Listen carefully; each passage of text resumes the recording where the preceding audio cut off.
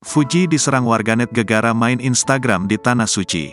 Fuji tengah berada di Tanah Suci, tapi masih terus diserang komentar negatif warganet. Artis Fuji mengaku pasrah saat sedang beribadah di Madinah malah diserang hujatan. Hal ini berawal dari Fuji yang bakal menjalankan umrah sembari aktif di Instagram miliknya. Salah seorang netizen mengingatkan Fuji untuk tak menggunakan media sosial saat menjalankan ibadah umrah. Hal tersebut demi mencegah komentar negatif ataupun hujatan membanjiri kolom komentar Instagramnya. Aku khawatir entar netizen pada head comment lagi ke kamu Ji. Kalau kamu sering aktif Instagram. Lagi umrah soalnya, kata salah seorang dikutip pada laman Instastory Fuji, Selasa, tanggal 12 September tahun 2023. Mantan kekasih Tariq Halilintar tersebut langsung memberikan klarifikasi. Ia mengungkap saat ini ia belum memulai serangkaian ibadah umrah. Pasalnya, ia masih tengah berada di Madinah untuk berjalan-jalan.